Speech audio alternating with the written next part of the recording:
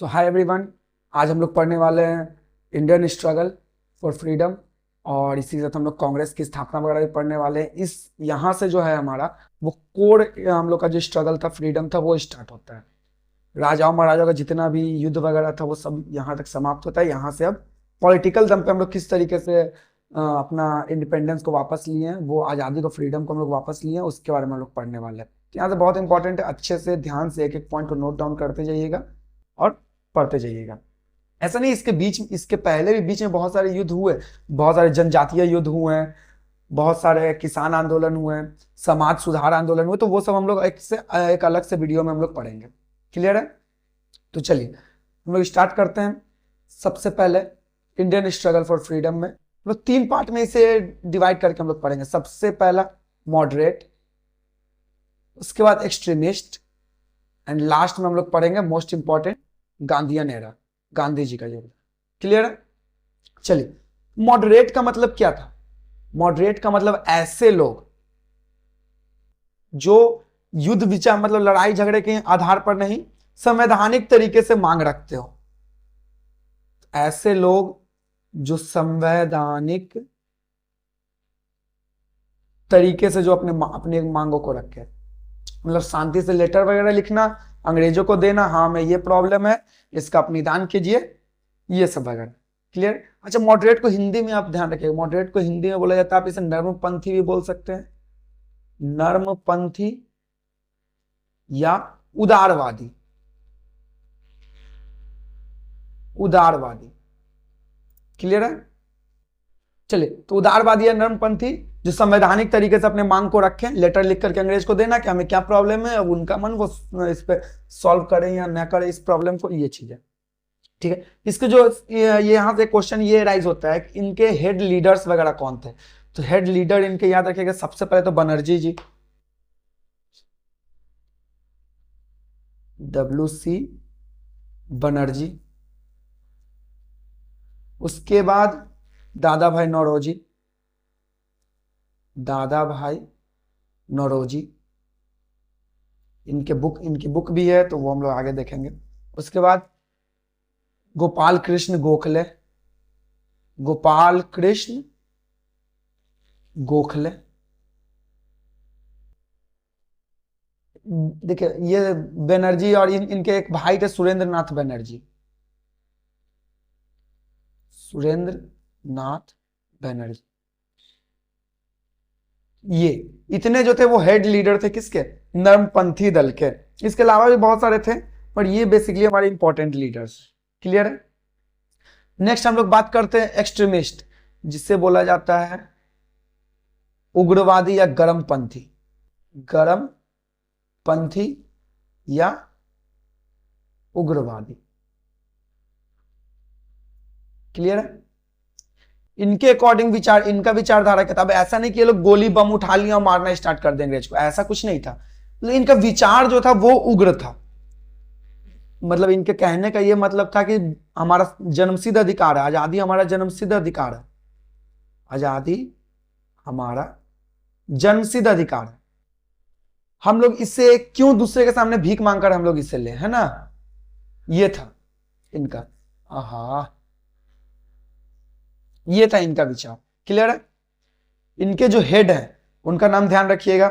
सबसे पहले तो आपको ये इस स्टेटमेंट से ही पता चल गया होगा, बाल गंगाधर। तो 3 तो इनमें ऐसा ही आपका याद रहना चाहिए, बाल, पाल, लाल, लाल बाल पाल। तो लाल बहादुर शास्त्री, बाल गंगाधर तिलक और बिपिन चंद्र पाल, लाल बाल पाल, ऐसे याद रख सकते हैं। इसके बाद एक थे अरविंद घोष, अरविंद घोष। तो ये इसके इंपॉर्टेंट लीडर थे। लाला लाजपत राय, बाल गंगाधर तिलक, बिपिन चंद्र पाल और अरविंद घोष। ये इसके कुछ, ऐसा नहीं थे, लीडर तो बहुत सारे थे मगर ये इसके कुछ इंपॉर्टेंट लीडर थे। इसके बाद जो हम लोग पढ़ेंगे वो गांधीयन एरा, गांधी काल। ठीक है? अब ये देखिए 1917 और यहां पर 1917 से 1948 तक, 1919 से 1948 तक, ये क्या लिखा हुआ है? तो देखिए बहुत सारे बुक्स में आपको ये दिखेगा, क्योंकि गांधी जी का सबसे पहला जो आंदोलन था वो चंपारण से था 1917 से, तो इसलिए बहुत सारे बुक में आपको दिखेगा 1917 से 1948। बहुत सारे बुक में आपको दिखेगा 1919 से 1948, क्योंकि इसमें उन्होंने असहयोग आंदोलन स्टार्ट किया था। क्लियर?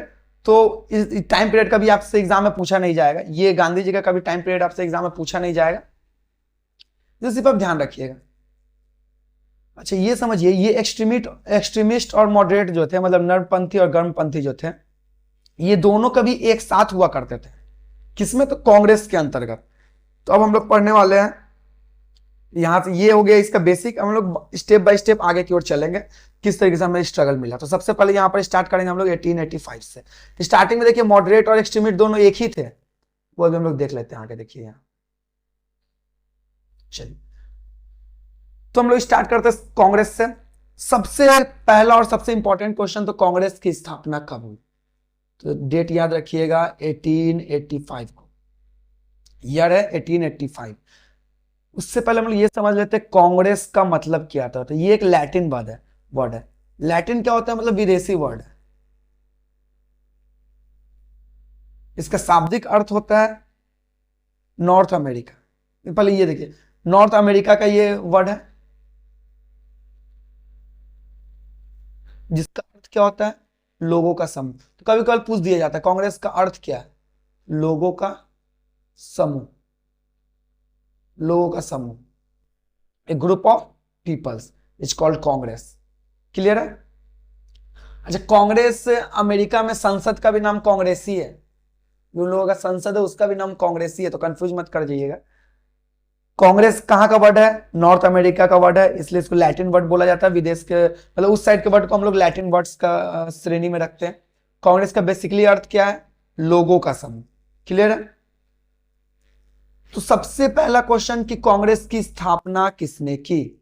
कांग्रेस की स्थापना ए.ओ. ह्यूम्स, नाम याद रखिएगा अच्छे तरीके से, ए.ओ. ह्यूम्स। इसका पूरा नाम क्या है? अगर ए.ओ. ना दे करके अगर कभी पूरा नाम दे दिया तो एलन ऑक्टेवियन ह्यूम। ध्यान रहेगा ये नाम। कांग्रेस का स्थापना इन्होंने ही किया था, कांग्रेस का स्थापना, ध्यान रखिए। इसके अलावा अगर बात किया जाए तो ये देखिए, हुआ कहां था? बंबई में। कहां हुआ था? बंबई में। बंबई में अगर स्पेसिफाई करके पूछा, ऐसे तो जनरली छोटे मोटे एग्जाम में आपका डायरेक्ट बंबई दिल्ली ऐसे करके आ जाएगा, और अगर इसमें स्पेसिफाई करके अगर पूछा जाए तो ध्यान रखिएगा, बंबई के गोकुल दास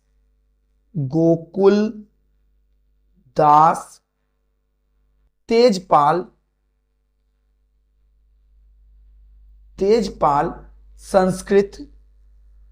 संस्कृत विद्यालय में हुआ था। तीसरा पॉइंट, कब हुआ था? तो 28 दिसंबर, क्योंकि बीपीएससी में एग्जैक्ट डेट भी पूछ लिया जाता है। 28 दिसंबर 1885 को। ये 3 पॉइंट पहले तो यहां पे अभी आप याद रखिएगा, 3-4 पॉइंट। कांग्रेस का मतलब क्या होता है? तो लोगों का समूह। कहां का वो वर्ड है? तो नॉर्थ अमेरिका का वर्ड है। किसने स्थापना किया? ए.ओ. ह्यूम्स ने स्थापना किया। ए.ओ. का फुल फॉर्म क्या होता है? Allan Octavian Humes. कहां हुआ था? बंबई में हुआ था। बंबई में कहां हुआ था? तो गोकुलदास तेजपाल संस्कृत विद्यालय में हुआ था। एग्जैक्ट अगर डेट पूछा जाए कब हुआ था, तो 28 दिसंबर 1885 को। आई थिंक यहां तक क्लियर होगा। चलिए आगे हम लोग देखते हैं इसमें।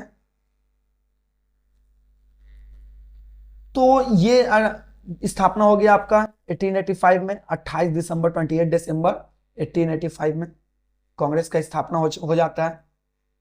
तो यहीं से बहुत सारा क्वेश्चन पूछा जाता है। सबसे पहले तो ये देखिए, अभी हुआ स्थापना बंबई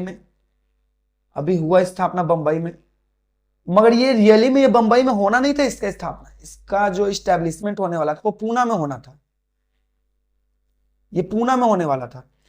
मगर उस समय क्या था कि महामारी फैला हुआ था, जिसके कारण से पूना में संभव हो नहीं पाया। तब जाकर ये कहां हुआ? बंबई में हुआ। इस टाइम स्थापना के समय कितने लोग थे इसकी स्थापना में शामिल? 72 पीपल्स थे जो कि शामिल थे। अच्छा, इसमें से ज्यादातर जो थे वो वकील थे। ज्यादातर लोग क्या थे? एडवोकेट थे, वकील थे।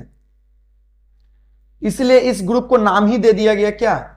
वकीलों का संगठन। तो पूछ दिया जाता है कि वकीलों का संगठन किसे कहा जाता है, या फिर कांग्रेस का दूसरा नाम क्या है, तो वकीलों का संगठन, वकीलों का संगठन। क्लियर है। इसके बाद अगर देखा जाए तो ये समझिए, इसे एक नाम और दिया गया था लाला लाजपत राय के द्वारा, इसे बोला जाता था सुरक्षा बल, सुरक्षा बल, वॉल, सुरक्षा बॉल या फिर सेफ्टी वॉल, सेफ्टी वॉल। ऐसा नाम क्यों दिया गया लाला लाजपत राय के द्वारा, क्योंकि ये समझिए इनका काम क्या था, अगर कोई प्रॉब्लम हो लेटर लिखकर अंग्रेजों तक देना, ठीक है। और अगर आप याद कीजिए 1857 का जो रिवॉल्ट हुआ था, तो उसमें क्या था, अगर किसी भी तरीके का प्रॉब्लम हुआ तो लोगों ने डायरेक्ट रेवोल्यूशन कर दिया था, डायरेक्ट आंदोलन कर दिया था।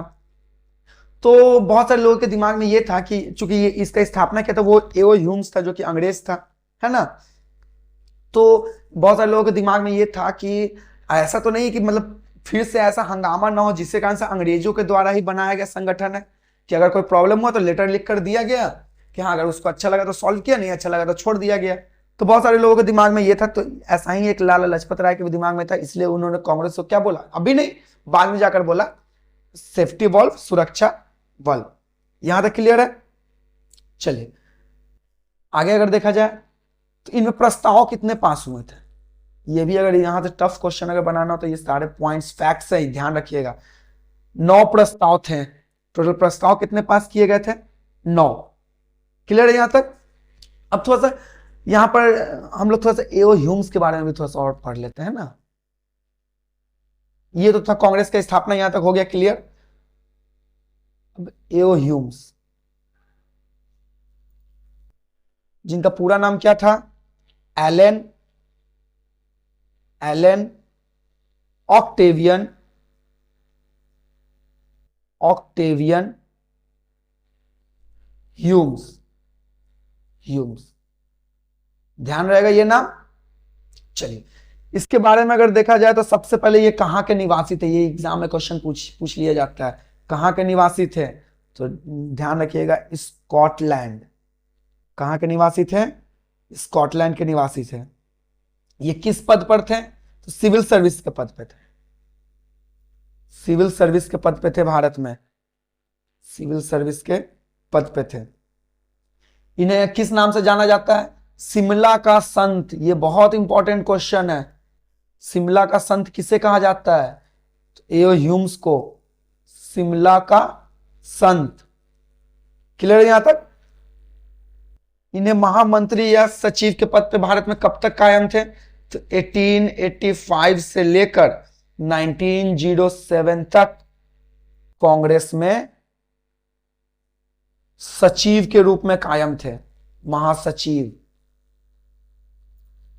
तो ये सारा फैक्ट है एओ ह्यूम्स के बारे में, इसे ध्यान रखिएगा।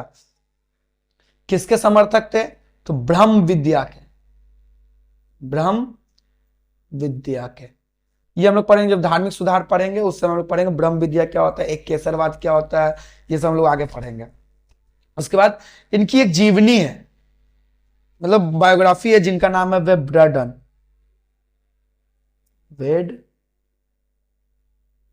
वेडर्बन, वेडर्बन, वेडर्बन। ये इनका क्या है, बायोग्राफी है, बायोग्राफी है। तो ये एवन ह्यूम्स के बारे में इतना पॉइंट ध्यान में रखिएगा। कहां के निवासी थे, स्कॉटलैंड के थे। किस पद पे थे, सिविल सर्विसेज के पद पे थे। शिमला का संत किसे कहा जाता है, एओ ह्यूम्स को कहा जाता है। ये कांग्रेस में किस पद पे थे, तो महासचिव के पद पे थे। कब से कब तक, 1885 से 1907 तक। ये किसके समर्थक थे, तो ब्रह्म विद्या के समर्थक थे, समर्थक थे। इनकी एक बायोग्राफी है, जीवनी है, जिसका नाम क्या है, वेडर्बन। क्लियर है। ये था एओ ह्यूम्स के बारे में। चलिए अब हम लोग थोड़ा सा और आगे की ओर देखते हैं, कांग्रेस के कुछ इंपॉर्टेंट फैक्ट्स के बारे में, है ना। कांग्रेस के कुछ इंपॉर्टेंट हम लोग फैक्ट्स देख लेते हैं, जहां से क्वेश्चन बहुत ज्यादा एग्जाम में पूछे जाते हैं, एज इट इज क्वेश्चन पूछे जाएंगे। सबसे पहला क्वेश्चन, कांग्रेस के सबसे पहले प्रेसिडेंट कौन थे, president, first president, first president, first president कौन थे, WC बनर्जी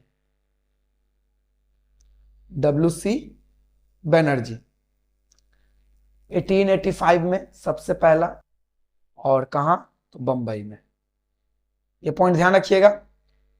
आगे इससे रिलेटेड दूसरे पॉइंट के बारे में बात किया जाए तो सबसे पहले पारसी व्यक्ति कौन प्रेसिडेंट बने थे? सबसे पहले पारसी प्रेसिडेंट, मतलब पारसी अध्यक्ष कौन बने थे कांग्रेस के? सबसे पहले पारसी अध्यक्ष अगर बोला जाता तो एक ही तो थे हमारे, कौन? दादा भाई नौरोजी। दादा भाई नौरोजी। ये कब बने थे? तो जस्ट नेक्स्ट ईयर 1886 में। कहा? कलकत्ता के अधिवेशन में। अच्छा, एक सवाल, ये कलकत्ता बंबई अधिवेशन सबमिट ये है क्या? तो ये देखिए, हर साल कांग्रेस भारत के सारे प्रांत में, उस समय स्टेट ने, उस समय प्रांत बोला जाता था, तो सारे स्टेट्स में, प्रांतों में जाकर अपना प्रचार करते थे। प्रचार करने का सेंस लोगों में जागरूकता फैलाते थे कि अंग्रेजों के खिलाफ हम लोग किस प्रकार से लड़ना है, आपको क्या प्रॉब्लम है, ये सब चीज का डील करते थे अलग अलग राज्यों में जाकर। तो वहां हर साल एक प्रेसिडेंट बनाया जाता था, एक अध्यक्ष बनाया जाता था कि कांग्रेस का इस एरिया में जहां पे हम लोग जा रहे हैं, यहां पर इसका नेतृत्व कौन करेगा, हेड कौन होगा। तो इससे तो सबसे पहले तो आपके WC बनर्जी हो गए बंबई में 1885 में। दूसरे हो गए, सबसे पहले पारसी व्यक्ति कौन थे? तो दादा भाई नौरोजी। और दूसरे प्रेसिडेंट देखिए, दूसरे अध्यक्ष और पहले पारसी अध्यक्ष कौन थे? दादा भाई नौरोजी 1886 कलकत्ता के अधिवेशन में। तीसरा पॉइंट देखा जाए तो ध्यान रखिएगा, सबसे पहले फर्स्ट मुस्लिम प्रेसिडेंट कौन थे? फर्स्ट मुस्लिम प्रेसिडेंट, तो ध्यान रखिएगा, तैयब जी, बदरुद्दीन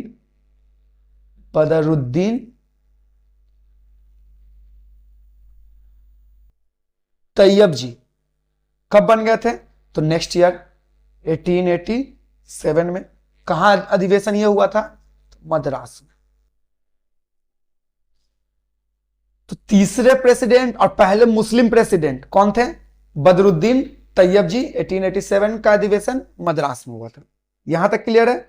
नेक्स्ट अगर बात किया जाए, चौथा, सबसे पहले ब्रिटिश अध्यक्ष, इंग्लिश अध्यक्ष,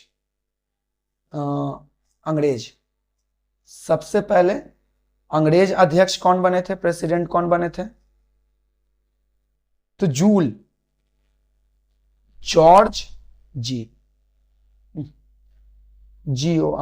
जॉर्ज जूल, YJ, ठीक है। ये कब बन गए थे? 1888 में। ध्यान रहेगा कहां के अधिवेशन में? तो इलाहाबाद, अभी का प्रयागराज, उस समय का इलाहाबाद। 4 पॉइंट हो गए। चलिए आगे हम लोग देखते हैं। इसके बाद अगर आपसे क्वेश्चन पूछा जाता है कि सबसे पहली बार वंदे मातरम कब गाया गया था? सबसे पहली बार जो वंदे मातरम गाया गया था, अच्छा इसी क्रम में अगर थोड़ा सा और अगर देख लिया जाए, इसमें अध्यक्ष के रूप में ही देख रहे हैं हम लोग, तो सबसे पहले गांधी जी अध्यक्ष कब बनाए गए थे? पहली बार गांधी जी कांग्रेस के अध्यक्ष कब बने? प्रेसिडेंट। तो ध्यान, डेट याद रखिएगा, 1924 में। कहां के अधिवेशन में? बेलग्राम के अधिवेशन। सबसे पहले गांधी जी अध्यक्ष बनाए गए। सबसे पहली बार महिला अध्यक्ष कब बनाई गई? पहली महिला, भारतीय महिला, पहली भारतीय महिला अध्यक्ष, पहली भारतीय महिला प्रेसिडेंट। तो भारत की कोकिला, जिसे कहा जाता है सरोजनी नायडू। ध्यान रहेगा ये कब बनाई गई? तो जस्ट गांधी जी के 1 साल बाद 1925 में। कहां के अधिवेशन में? तो कानपुर के अधिवेशन में। कहां के? कानपुर के अधिवेशन में। याद रखिएगा, भारत की पहली महिला प्रेसिडेंट थी, भारत की पहली महिला प्रेसिडेंट थी। सरोजिनी नायडू को और किस नाम से जानते हैं हम लोग? तो भारत की कोकिला भी कहा जाता है इन्हें, कोकिला, भारत की कोकिला भी कहा जाता है। क्लियर है यहां तक? अगर इसके बाद अगर देखा जाए तो बस आगे हम लोग चलते हैं इसमें। चलिए, पहली महिला प्रेसिडेंट तो हम लोग को पता चल गया, चलो भाई ठीक है। दूसरी महिला भारतीय, दूसरी भारतीय महिला प्रेसिडेंट कौन बनी थी? दूसरी भारतीय महिला प्रेसिडेंट कौन बनी थी? तो नलिनी सेन गुप्ता, नलिनी सेन गुप्ता। ध्यान रखिएगा ये। अब एक क्वेश्चन और, ये देखिए भारतीय महिला में दूसरी थी। अब देखिए, अगर आपसे यहीं पर क्वेश्चन ये पूछ लिया जाए कि पहली महिला कौन थी, पहली महिला प्रेसिडेंट कौन थी कांग्रेस की? Annie Besant. पहली महिला प्रेसिडेंट कौन थी? तो एनी बेसेंट, एनी बेसेंट। मर चुकी, ये था कि ये भारतीय तो नहीं थी, इसीलिए ये ध्यान रखिएगा। अगर पूछा जाए पहली महिला प्रेसिडेंट कौन थी, तो एनी बेसेंट। अगर आपसे पूछा जाए कि पहली भारतीय महिला कौन थी, तो सरोजिनी नायडू। अगर आपसे पूछा जाए दूसरी भारतीय महिला कौन थी, तो नलिनी सेन। और ऐसा अगर क्रम के अनुसार देखा जाए, महिला के अनुसार देखा जाए, तो सबसे पहली महिला थी एनी बेसेंट, दूसरे नंबर पर सरोजिनी नायडू और तीसरे नंबर पर नलिनी सेन। और भारतीय महिला के अकॉर्डिंग बात किया जाए तो सरोजिनी नायडू पहले नंबर पे और नलिनी सेन गुप्ता दूसरे नंबर पे। तो आई थिंक ये ध्यान रखिएगा, है ना। अच्छा, ये कहाँ की अध्यक्ष बनी थी? ये बनी थी, ये सॉरी इसका जगह मैंने बताना भूल गया, ये कोलकाता की थी। मतलब कलकत्ता में जो अधिवेशन हुआ था वहां की बनी थी। कब? तो 1917 में। ये तो हो गया बात प्रेसिडेंट बनने का। अब कांग्रेस के ऊपर हम लोग और भी बहुत सारे इंपॉर्टेंट पॉइंट हैं, वो हम लोग डिस्कस करने वाले हैं। आई थिंक यहां तक एकदम direct as it is question पूछा जाता है, तो ध्यान रखिएगा। चलिए नेक्स्ट हम लोग बात करते हैं, सबसे पहले वंदे मातरम कब गाया गया था? सबसे पहले हमारा जो राष्ट्रीय गीत है, राष्ट्रीय गीत वंदे मातरम, वंदे मातरम, ये कब गाया गया था? ध्यान रखिएगा 1896 में। कांग्रेस का कौन सा अधिवेशन चल रहा था? कलकत्ता का अधिवेशन। इसके हेड कौन थे, मतलब इसके प्रेसिडेंट कौन थे? तो रहीमतुल्ला, रहीमतुल्ला। ध्यान रहेगा, ये पूरा नाम बोला जाता है रहीमतुल्ला सयानी, ये इसका पूरा नाम था। क्लियर है? चलिए आगे देखते हैं हम लोग। पहले हम लोग ये कुछ कांग्रेस के जो इंपॉर्टेंट फैक्ट हम लोग वो पढ़ रहे हैं जो एग्जाम में एज इट इज क्वेश्चन पूछे जाते हैं। क्लियर है ना? उसके बाद सबसे पहली बार स्वराज की मांग, स्वराज की मांग सबसे पहली बार 1906 में। कहां? ये भी आपका कोलकाता, कोलकाता अधिवेशन के अकॉर्डिंग। और उस समय इसके अध्यक्ष कौन थे? दादा भाई नौरोजी, दादा भाई नौरोजी। ध्यान रहेगा, सबसे पहली बार स्वराज की मांग 1906 में कलकत्ता में किया गया था, जिसके अध्यक्ष कौन थे? दादा भाई नौरोजी। एक क्वेश्चन और ये एग्जाम में बहुत बार पूछा जाता है, कांग्रेस का विभाजन कब, मतलब कांग्रेस टूटा कब? कांग्रेस का विभाजन, कांग्रेस टूटा कब? कांग्रेस का विभाजन हो गया था 1907 में। कहां पर? सूरत में। इसीलिए बहुत बार इससे बोला जाता है सूरत विभाजन भी बोला जाता है, सूरत विभाजन। ये सारे पॉइंट कांग्रेस से बहुत रिलेटेड, बहुत इंपॉर्टेंट पॉइंट है, तो ध्यान रखिएगा। इसके हेड कौन थे? 1907 वाले अधिवेशन के हेड कौन थे? तो रास बिहारी बोस, रास बिहारी बोस। आई थिंक यहां तक क्लियर हो गया होगा। चलिए नेक्स्ट हम लोग आगे बढ़ते हैं। 1907 का जो विभाजन था, जिसे हम लोग बोलते हैं सूरत विभाजन, इसी में जो है वो कांग्रेस दो पार्ट में बट गया।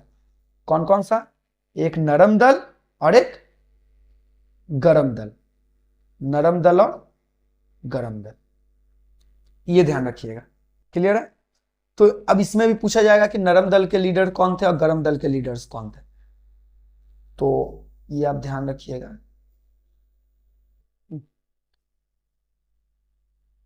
नरम दल के अगर लीडर की बात किया जाए तो सबसे पहले दादा भाई नौरोजी, दादा भाई नौरोजी। उसके बाद फिरोज शाह मेहता, फिरोज शाह,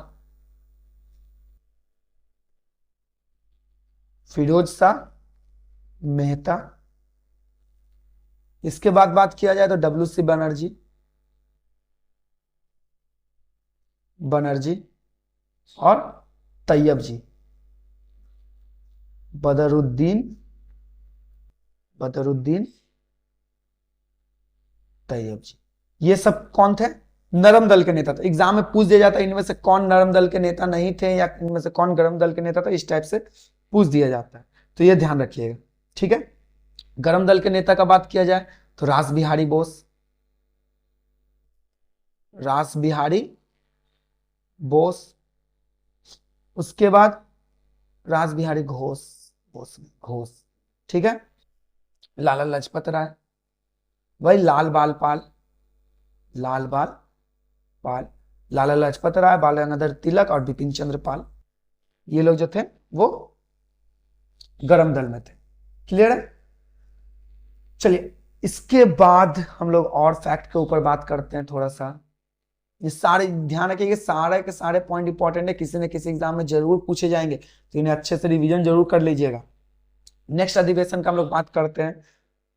पहली बार राष्ट्रगान, पहली बार राष्ट्रगान, राष्ट्रगान कब गाया गया था? तो 1911 के कोलकाता अधिवेशन में,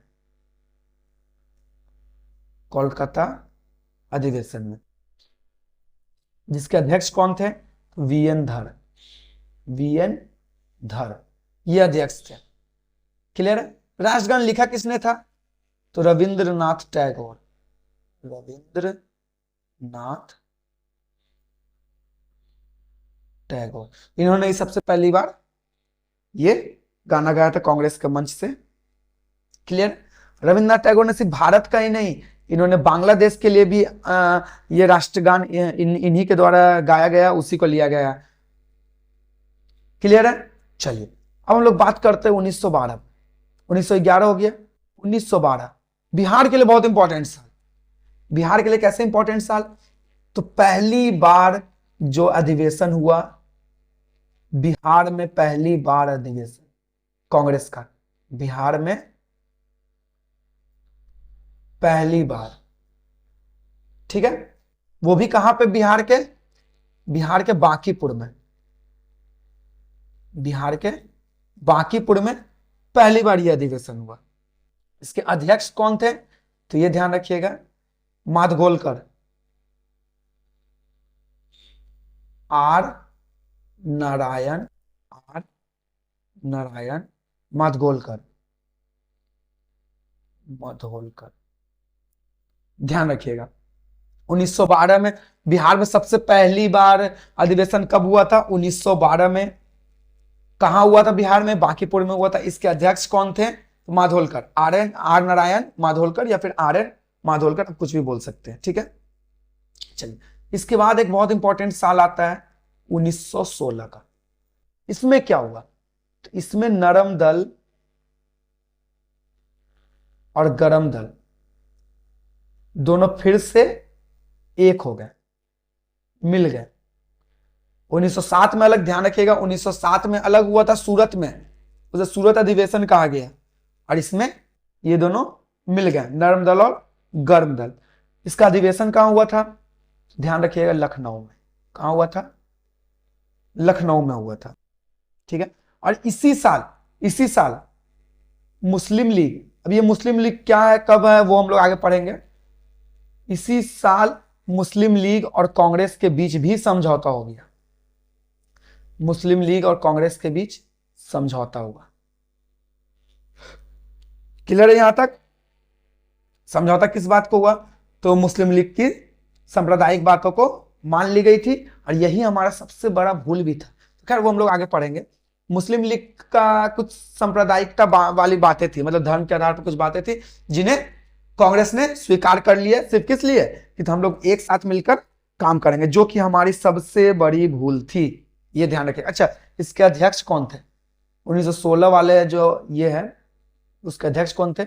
मजूमदार, मजूमदार जी थे। क्लियर है?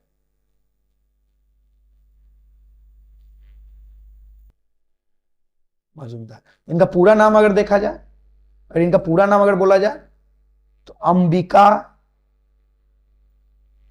चरण मजूमदार। मजूमदार, ध्यान रहेगा यहां तक? कोई प्रॉब्लम? चलिए, उसके बाद 1917 तो मैंने बता ही दिया कि 1917 में सबसे पहली महिला अध्यक्ष बनी थी। 1917 में सबसे पहली महिला अध्यक्ष बनी थी एनी बेसेंट। क्लियर है?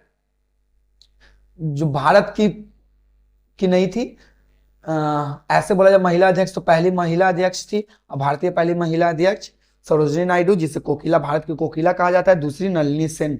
ठीक है, चलिए यहां तक क्लियर हो गया होगा। तो 1917 हम लोग पढ़ चुका है। अब 1918 की ओर हम लोग बढ़ते हैं। यह भी अधिवेशन बहुत इंपॉर्टेंट है, 1918। तो 1918 का अधिवेशन कहां हुआ? सबसे पहला कहां हुआ? दिल्ली में हुआ। ध्यान रहेगा। इसमें एक था सिरोल, वेलेंटाइन सिरोल, वेलेंटाइन सिरोल। इन्हीं के ऊपर एक केस फाइल किया गया। अच्छा, पहले ये देख लेते हैं हम लोग, इसके अध्यक्ष कौन थे, है ना? तो इसके अध्यक्ष थे बाल गंगाधर तिलक। बाल गंगाधर तिलक। ठीक है, चलिए। तो उसके बाद ये वेलेंटाइन सिरोल के कारण तिलक पर केस चल रहा था, जिसके कारण से ये फिर से इंग्लैंड चले गए। और वो केस क्यों चला था वो हम लोग आगे डेप्थ में पढ़ेंगे, जब उस टाइम हम लोग डिस्कस करेंगे केस क्यों चल रहा था। तो ये चीज, तो फिर जब ये इंग्लैंड चले गए, तो फिर यहाँ पे अध्यक्ष तो किसी को बनाना था। तो उस समय अध्यक्ष कौन बने? मदन मोहन मालवीय। मदन मोहन मालवीय। क्लियर है? 1918 का जो सेशन था दिल्ली में हुआ था, अध्यक्ष तिलक थे।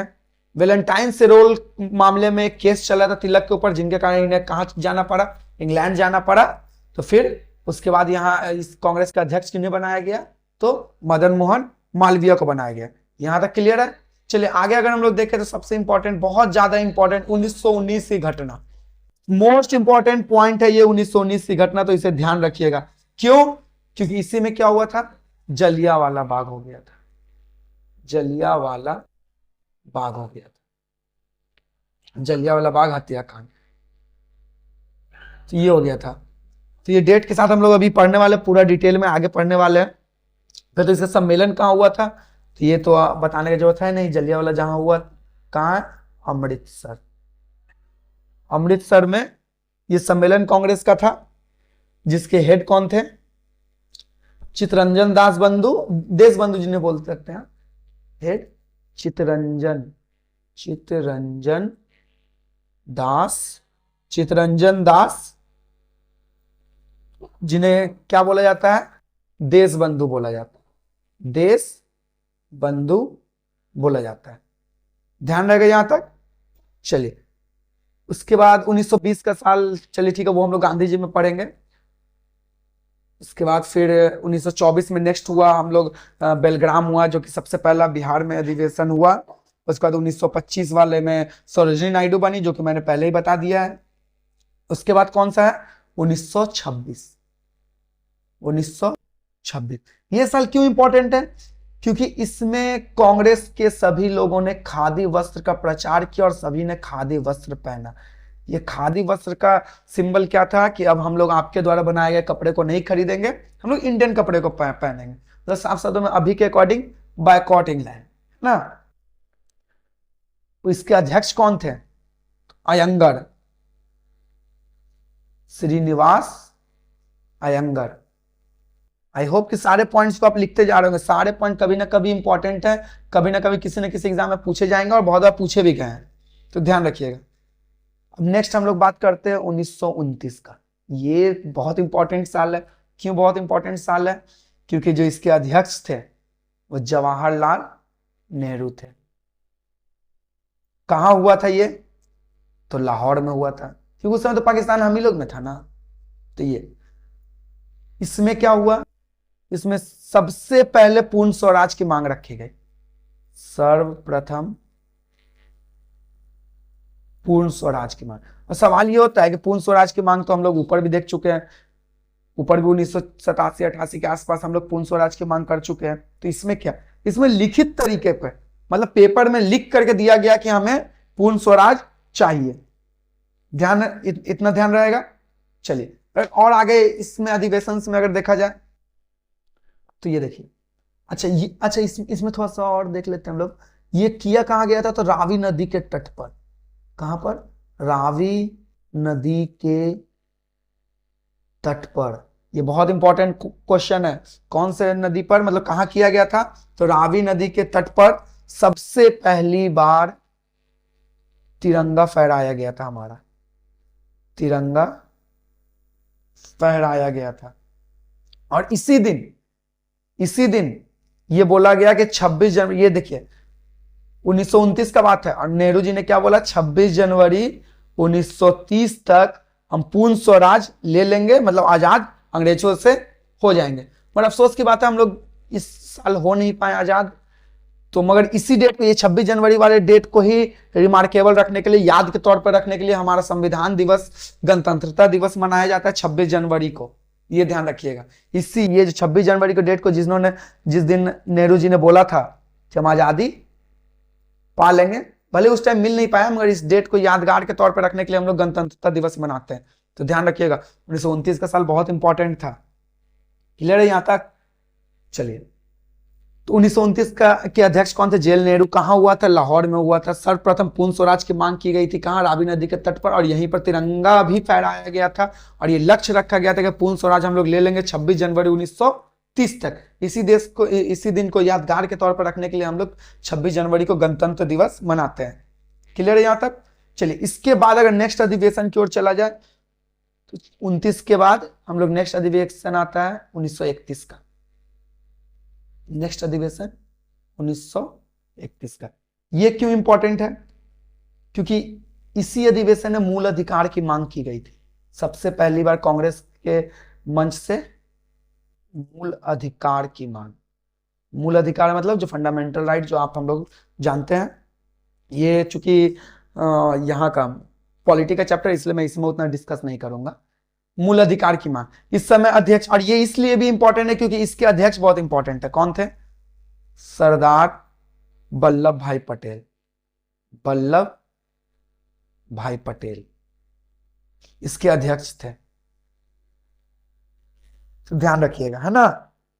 चलिए आगे की ओर बढ़ा जाए तो हम लोग देखते हैं 1936। ये क्यों इंपॉर्टेंट है सर 1936?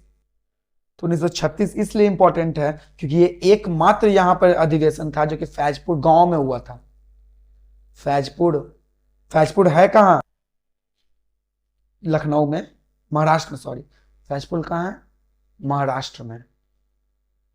ये एकमात्र अधिवेशन जो गांव में हुआ था। तो ध्यान रखिएगा, कौन सा अधिवेशन है जो गांव में हुआ था? तो फैजपुर का अधिवेशन। ठीक है? नहीं, एक मिनट, यहाँ पे साल 36 नहीं, शायद 37 होगा। हाँ, ये 37 होगा। 1937 का जो साल था ये फैजपुर में हुआ था, महाराष्ट्र, एक गांव में हुआ था, जिसके अध्यक्ष कौन थे? तो जेएल नेहरू, जवाहरलाल नेहरू थे। क्लियर है? ध्यान रखिएगा। अरे इसके पहले भी जो 1936 में भी जो अधिवेशन हुआ था उसके भी अध्यक्ष यही थे, जेएल नेहरू। कहां हुआ था? लखनऊ में। बैक टू बैक 2 साल 36 और 37 में अध्यक्ष जेएल नेहरू ही थे। मगर ये 37 वाला याद रखना बहुत इंपॉर्टेंट है। 1937 में गांव में हुआ था। किस गांव में? फैजपुर में हुआ था, महाराष्ट्र के। क्लियर, अध्यक्ष जे नेहरू थे। यहां तक आई थिंक क्लियर हो गया होगा। आगे अगर बात किया जाए 1938 का, 37 हो गया, 1938 ये क्यों इंपॉर्टेंट है कि ये देखिए इसमें एक अधिवेशन हुआ था हरिपुरा गुजरात में, हरिपुरा गुजरात में। इसके जो अध्यक्ष थे इसलिए ये इंपॉर्टेंट है क्योंकि इसके अध्यक्ष जो थे वो सुभाष चंद्र बोस थे। बहुत अच्छे इंसान, बहुत पावरफुल इंसान थे। इनके बारे में हम लोग अलग से ही एक वीडियो में पूरा इनके बारे में डिटेल हम लोग पढ़ने वाले हैं कभी, तो ये ध्यान रखिएगा। इसी के जस्ट बाद 1939 के जस्ट बाद ये, इसे हम लोग नेक्स्ट स्लाइड में पढ़ते हैं। 1938 के बाद का जो साल आएगा वो आएगा 1939। Most important year, most important. अधिवेशन कहां होना था? त्रिपुरा में। अब ये देखिए किस सम्मेलन के जो अध्यक्ष, जो प्रेसिडेंट बनते हैं किसी सम्मेलन के, मतलब सबमिट जो हो रहा था, तो उसके लिए इलेक्शन किया जाता है कि भाई वहां का ये कौन बनेगा। तो एक साइड जो खड़े हुए थे इलेक्शन में, एक साइड जो खड़े हुए थे वो थे सुभाष चंद्र बोस, सुभाष चंद्र बोस। और दूसरे साइड जो खड़े हुए थे उसे गांधी जी ने खड़ा करवाया था। क्या नाम था? पट्टाभी, पट्टाभी सीतारमैया, सीतारमैया, पट्टाभी सीतारमैया। इसे ही खड़ा करवाया था किसने? गांधी जी ने दूसरे साइड से। इसे गांधी जी ने दूसरे साइड से खड़ा करवाया था। लेकिन सुभाष चंद्र बोस जीत गए इस अधिवेशन में। यह ध्यान रखिएगा, गांधी जी के साइड से खड़ा होने के बावजूद भी पट्टाभी सीतारमैया हार गए। और जीत कौन गया? सुभाष चंद्र बोस। मगर गांधी जी के कहने पर सुभाष चंद्र बोस ने इसका प्रेसिडेंसी नहीं संभाला। लास्ट में कौन संभाला? डॉक्टर राजेंद्र प्रसाद। ये बहुत इंपॉर्टेंट, ये 1939 जो था बहुत इंपॉर्टेंट साल रहा सुभाष चंद्र बोस के लाइफ का, क्योंकि इसी साल फिर ये 3 साल के लिए संन्यास भी ले लिए, इस्तीफा भी दे दिए थे। उसके बाद ये चले गए बाहर इंडियन फॉरवर्ड ब्लॉक वगैरह बनाने के लिए, और भी बहुत सारा आर्मी इसके बाद से ही उन्होंने तैयार किया था, जो हम लोग आगे पढ़ेंगे सुभाष चंद्र बोस के बारे में, तो उसमें मैं बताऊंगा इसके बारे में अच्छे से। 1939 में ये निकले, फिर सिंगापुर गए कैदी वगैरह लेकर के, बहुत सारा इसके बारे में। तो ये ध्यान रखिएगा 1939 के त्रिपुरा अधिवेशन का जो प्रेसिडेंसी संभालने के बीच में 2 इलेक्शन में खड़ा हुए थे सुभाष चंद्र बोस और पट्टाभी सीतारमैया। पट्टाभी सीतारमैया किसने खड़ा किया था? गांधी जी ने खड़ा किया था। मगर सुभाष चंद्र बोस ने हरा दिया पट्टाभी सीतारमैया को। मगर गांधी जी ने बोला कि आप प्रेसिडेंसी मत संभालिए, तो इनके कहने पर सुभाष चंद्र बोस ने प्रेसिडेंसी को त्याग दिया। एट लास्ट में प्रेसिडेंसी किसने की? अध्यक्षता किसने की? तो डॉक्टर राजेंद्र प्रसाद। 1939 बहुत उथल पुथल वाला रहा। इसी के बाद से तो फिर सुभाष चंद्र बोस ने 1939 में फॉरवर्ड ब्लॉक की स्थापना कर दी, फॉरवर्ड ब्लॉक की स्थापना कर दी। क्लियर है? चलिए आगे हम लोग देखते हैं 1940 का, है ना। आगे हम लोग बात करते हैं 1940 का अधिवेशन। ये कहां हुआ था? तो हजारीबाग के रामगढ़ में, हजारीबाग के रामगढ़ में यह अधिवेशन हुआ। देखिए अभी तो ये हजारीबाग आप लोग जानते हैं कहां है? झारखंड में, झारखंड में। मगर उस टाइम तो ये कहां था? बिहार में ही था। उस समय तो ये हजारीबाग कहां था? बिहार में ही था। तो एक तो अधिवेशन हुआ था 1912 में बिहार में। अगर बात किया जाए अधिवेशन बिहार में अगर बात किया जाए तो एक हुआ था 1912 में बेलग्राम में। दूसरा इसी के 10 साल बाद हुआ था 1922 में गया में। और तीसरा 1940 में ये हजारीबाग में, हजारीबाग में, हजारीबाग। उस समय के अकॉर्डिंग तो बिहार में ही था, अभी के अकॉर्डिंग आप बोल सकते हैं झारखंड में। तो पूछा झारखंड का पहला अधिवेशन और बिहार का तीसरा अधिवेशन तो 1940 में हजारीबाग में हुआ था। क्लियर है? इसके अध्यक्ष कौन थे? तो Maulana Abul Kalam Azad, legendary person, Maulana Abul Kalam Azad. Legendary person थे, है ना, ये थे। क्लियर है यहां तक? अच्छा, अब कुछ इंपॉर्टेंट पॉइंट याद रखिएगा अबुल कलाम आजाद के बारे में। नेक्स्ट स्लाइड में हम लोग देख लेते हैं। सबसे पहले यहां लिख देता हूं, मौलाना अबुल कलाम आजाद, अबुल कलाम आजाद। तो ये इतना क्यों इंपॉर्टेंट है? क्योंकि सबसे कम उम्र में, सबसे कम उम्र के अध्यक्ष यही बने। कौन? मौलाना कलाम जी। सबसे अधिक समय तक यही अध्यक्ष रहे, सबसे अधिक समय तक भी यही थे। मतलब लगातार 4-5 साल अध्यक्ष बने रहे, 1940 से 1945 तक 5 साल ये अध्यक्ष बने रहे। ठीक है, तो ये इतना पॉइंट है। लास्ट पॉइंट अगर कांग्रेस से अगर देखा जाए तो आजादी के समय, जब भारत आजाद हुआ उस समय कांग्रेस के अध्यक्ष कौन थे? एट इंडिपेंडेंस, आजादी के समय, आजादी के समय कांग्रेस के अध्यक्ष कौन थे? तो जेपी कृपलानी, जेबी कृपलानी। ध्यान रखिएगा, ये सारे फैक्ट जो कांग्रेस से बन सकते थे उसे मैंने यहां पे कवर किया है। अच्छे से सारे पॉइंट्स को देखिएगा। क्लियर है ना? अच्छे से सारे पॉइंट्स को देखिएगा, सारा पॉइंट अपने आप में इंपॉर्टेंट है, इससे एग्जाम में भर भर के क्वेश्चन पूछे जाते हैं। क्लियर है? चलिए, तो फिर अब हम लोग कांग्रेस से थोड़ा सा मिसलेनियस टाइप के क्वेश्चंस को हम लोग देख लेते हैं। क्या क्या पूछे? सबसे पहला सवाल, ये पहले, हाँ, सबसे पहला सवाल कि कांग्रेस की स्थापना के समय भारत का वायसराय क्या था? कौन था वायसराय? कौन था? Lord Dufferin, Lord Dufferin. और ये एकमात्र ऐसा वायसराय था, मतलब एकमात्र क्या, ये वायसराय ऐसा था कि जो कांग्रेस की स्थापना के समय वहां पर मौजूद था। क्लियर है? उसके बाद बंकिम चंद्र चटर्जी ने, बंकिम चंद्र चटर्जी ने एक बात बोला था कांग्रेस के बारे में। तो ये कथन पूछ दिया था, ये कथन किसका है? ये बोला था कि कांग्रेस के लोग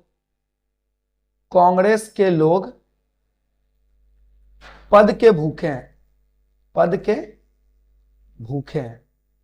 तो ये क्वेश्चन पूछ लिया जाता है कि इन्होंने कहा था कि कांग्रेस के लोग पद के भूखे हैं, तो बंकिम चंद्र चटर्जी। गांधी जी ने भी एक बार बहुत मतलब भारी भरकम शब्द बोला था, क्या? तो ध्यान रखिएगा, गांधी जी भी गुस्से में एक बार बोल चुके हैं, क्या?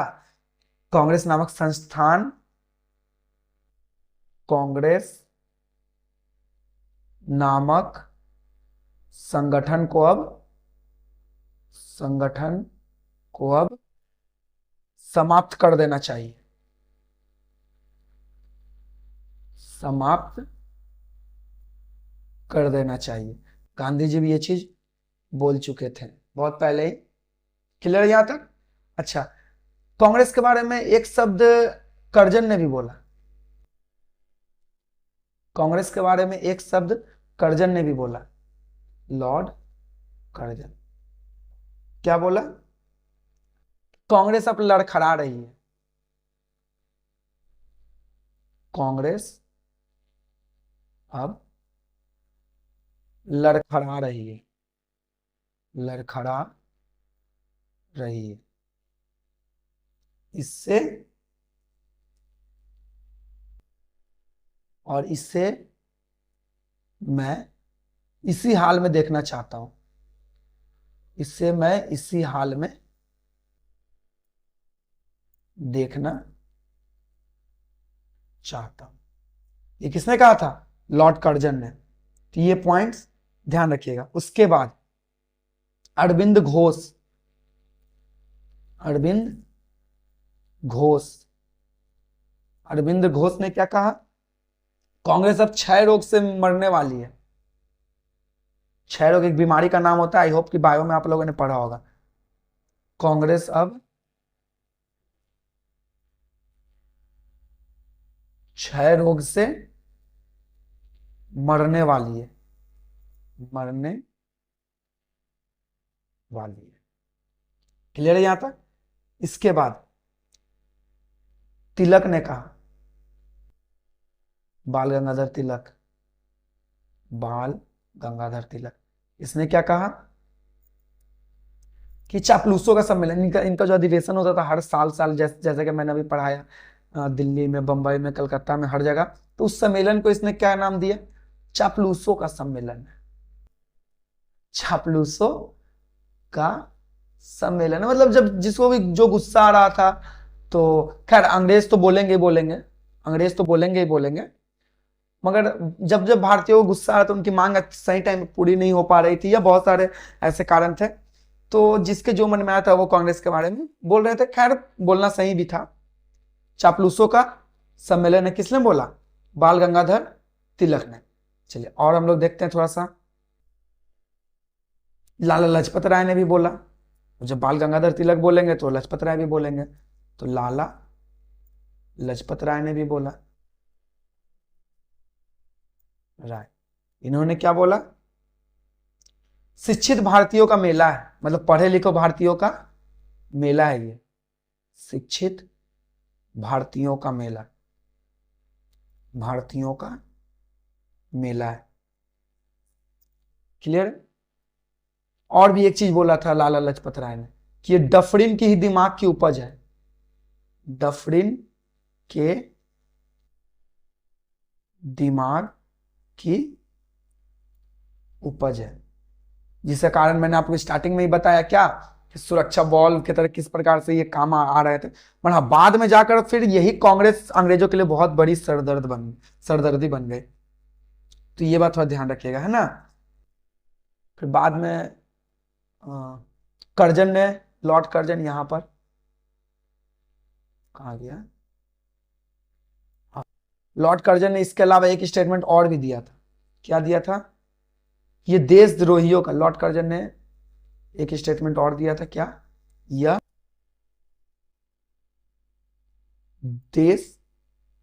देशद्रोहियों, यह देशद्रोहियों का कारखाना है। तो स्टेटमेंट को कॉपी में नोट डाउन करके ध्यान रखिएगा, पूछ दिया जाता है कि ये स्टेटमेंट किसका है, 4 ऑप्शन आपको दे दिया जाएगा। ये नॉर्मल एग्जाम से लेकर बीपीएससी यूपीएससी हर एक एग्जाम में ये चीज पूछा जाता है, तो ध्यान दीजिएगा, सारे एग्जाम से पूछा जाता है, बिहार पुलिस हो, बिहार एसएससी हो, सचिवालय, हर एक एग्जाम में ये चीज पूछा जाता है, तो ध्यान रखिएगा ये चीज। उसके बाद आपसे पूछ दिया जाएगा ये, हालांकि जनरल कॉम्पिटिशन में तो नहीं, थोड़ा बीपीएससी टाइप में या थोड़ा हार्ड लेवल का एग्जाम उसमें पूछा जाएगा। 1891 में कांग्रेस का एक और नाम दे दिया गया था, उसका नाम क्या है, तो राष्ट्रीयता। कांग्रेस का एक और नाम है क्या, राष्ट्रीयता। कब दे दिया गया था, 1891 में। क्लियर है। आगे देखिए, उसके बाद उसी समय कांग्रेस का पूरा नाम इंडियन नेशनल यूनियन, पहले कांग्रेस का पूरा नाम क्या है, कांग्रेस का पूरा नाम, कांग्रेस का पूरा नाम Indian national union, Indian national union. Starting में यही नाम रखा गया था, फिर बाद में इसे हटाकर क्या कर दिया गया, इंडियन नेशनल कांग्रेस। बाद में फिर इसे क्या कर दिया गया, इंडियन नेशनल कांग्रेस।